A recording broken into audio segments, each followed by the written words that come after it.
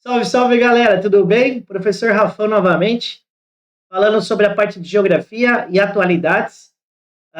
Nosso vídeo de hoje, né, falando novamente, né, continuação da Unesp. Lembrando que a Unesp é um dos principais vestibulares, tanto do estado de São Paulo como do Brasil, tudo bem? A aula passada, que é o vídeo passado, né, para quem não assistiu, corre lá e assista, né? Então, o que a gente fez? Eu peguei lá de 2020 a 2024 e selecionei os principais temas da parte de geografia, tudo bem?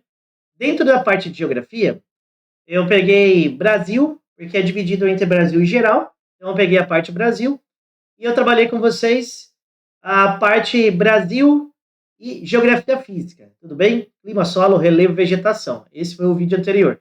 E nesse vídeo eu vou falar um pouquinho da parte humana, dos aspectos humanos, que vai subdividir entre população e urbanização, tá? São os dois assuntos que mais caíram nos últimos anos aí, dessa parte de humanidades, né? Dessa parte de aspectos humanos, na verdade. Tudo bem? Então, e antes de mais nada, não esqueça, gente! Ó, coloque lá, dê o joinha, se inscreva, ative o sininho, né?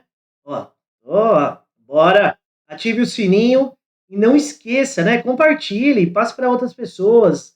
Esse conhecimento vai para mais pessoas, né? Você que chega para mais pessoas e com isso favorecer o aprendizado de todos, tá? Então, essa é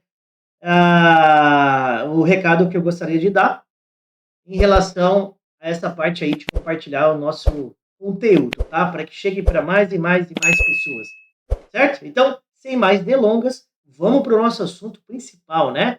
Bora lá. Então, ó, como eu já havia falado, peguei aqui a parte de Geografia Brasil, e aí eu vou falar dessa parte aqui de humana, né?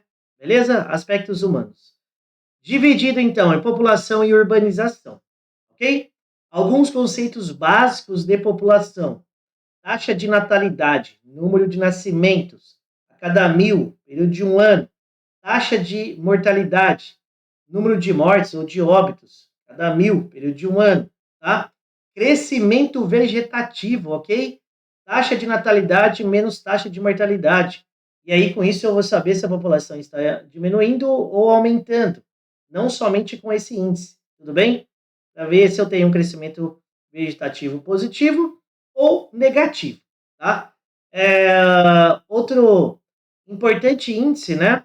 Para saber se a população está aumentando ou não daquele município, daquele país, daquele continente, é também o saldo migratório ou migração líquida, que é imigrante menos emigrante, né?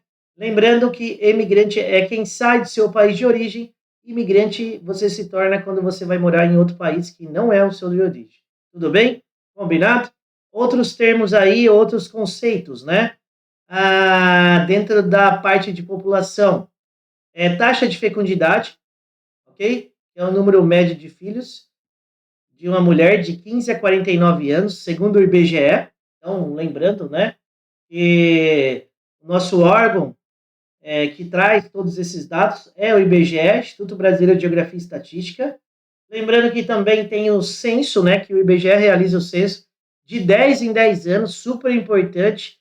É através desses dados, né, que o Brasil vai dizer, né, para onde ele tem que crescer e o que deve ser construído, tá? Tudo bem? Então, vamos lá. Eu trouxe uma questão que fala aqui sobre população, e nessa questão, né, da Unesp, ele fala assim, ó, analise a charge do cartunista sério. Desculpe, o censo está atrasado. Estamos todos atrasados, moço. E aí você dá uma olhada aqui no recenseador e olhe também a população, né? Então, é uma população vulnerável. Você vê aqui pela casa, pelas vestimentas, né? Tudo bem? E aí ele fala assim, ao se referir ao censo, a charge, né? Então, o que a charge traz? O que a charge busca, né? Ele fala aqui, ó, ironiza o atraso na relação, censo remete a uma de suas funções, que é embasar as políticas públicas. É o que eu acabei de falar agora há pouco. Então, através da coleta desses dados, então, o Brasil ele consegue saber em qual lugar investir e o que investir, tá? Vamos imaginar que a região norte necessita de hospitais. Então, isso é apontado pelos dados do censo, tá? Pelos dados do censo. Então, é super importante ter o censo. E aí ele traz essa charge mostrando, né, enquanto o censo não ocorreu, a população também ficou sem nenhum tipo de assistência, né? É uma ironia, né? Lembrando que o último censo ocorreu em 2022, era para ser em 2020, só que devido à pandemia, ocorreu em 2022. Próximo 2030. Tudo bem?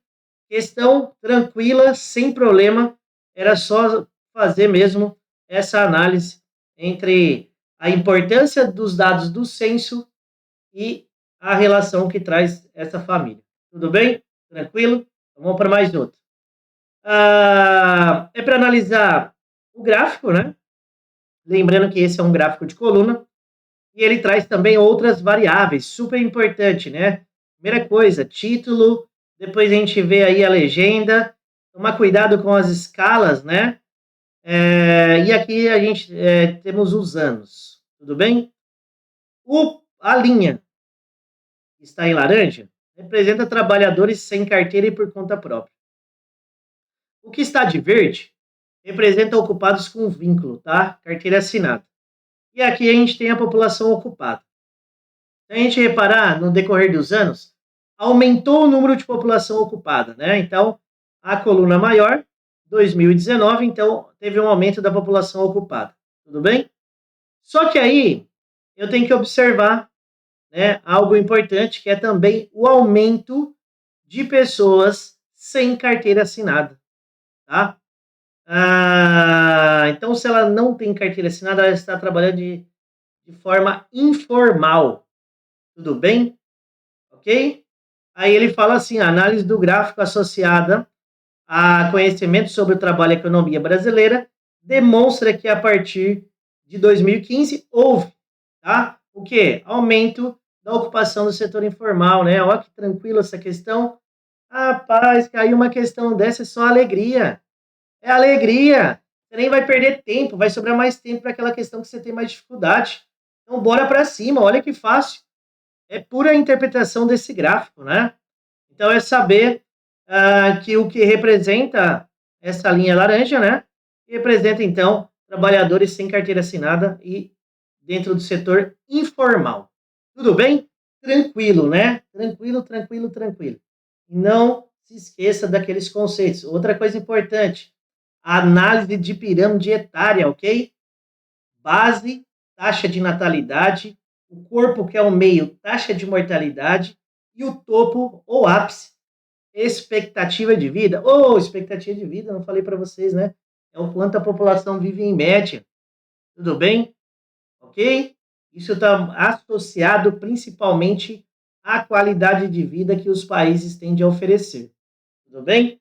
Outra coisa, um assunto que vem sendo bastante debatido, não só no Brasil, mas em outros países, é a questão, por exemplo, da baixa taxa de fecundidade e também de natalidade. O porquê vem caindo. Tudo bem? Então, bora. Calma. Vou falar para vocês, hein? Fácil. Então, quais são os fatores que fizeram cair? A entrada da mulher ou maior participação da mulher no mercado de trabalho é um dos fatores. Além desse, a gente tem também a questão do aumento do custo de vida, tá? Métodos contraceptivos disseminados, né? Pessoas tendo mais acesso aos métodos contraceptivos. E a vida urbana, né? Que é uma vida na área urbana, é uma vida um pouco mais corrida, tá? Então, todos esses fatores juntos acabam desencorajando as famílias a terem mais filhos e, com isso, a taxa de fecundidade e natalidade do Brasil vem caindo. Tudo bem?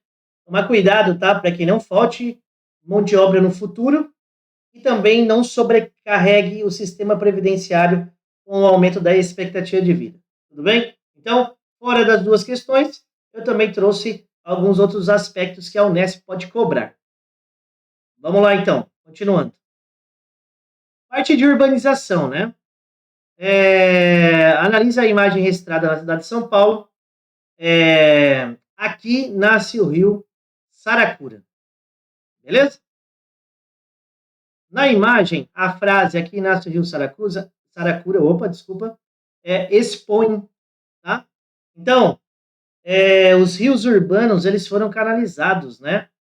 Então, praticamente, a gente não consegue, muitas vezes, ver, ou muito menos saber que ali debaixo daquela avenida, daquela rua, passa um rio, tudo bem? Então, é uma forma, né, irônica de dizer que ali nasce um rio, tá?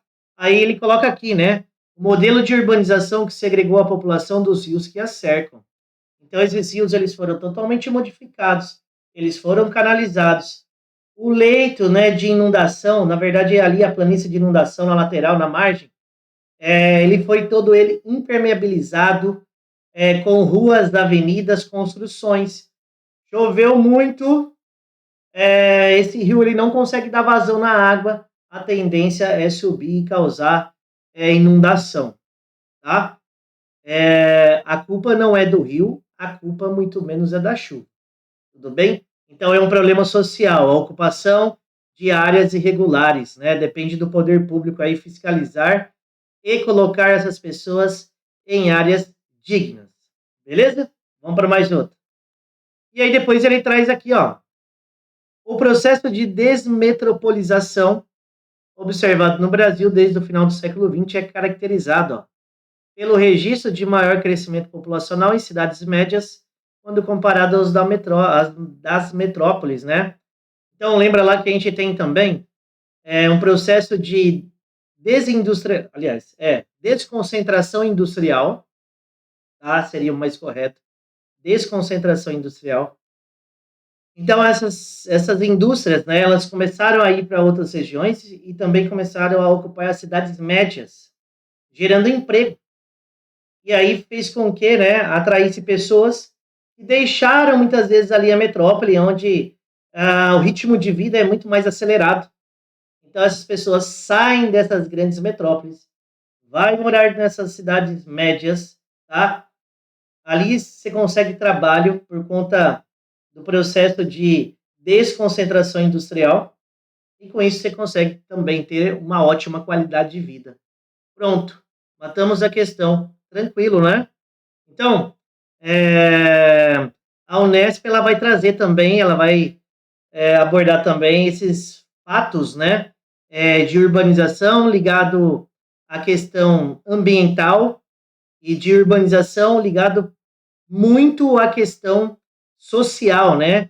Lembra lá da especulação imobiliária, falta de acesso à moradia, processo de favelização, tá? Então são conceitos que aparecem dentro aí da área urbana, dentro de muitos outros, né? A parte ali de uma economia, né?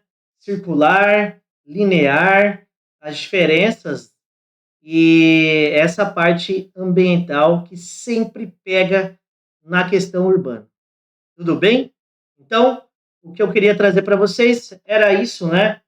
Não vou deixar esse vídeo mais longo, na verdade era para ficar mais curto, mas bom, tudo bem? Então, fechou? Vamos para mais outro? Tá bom? Combinado então. Tchau, tchau para vocês e até a próxima. Tchau, tchau. Até mais.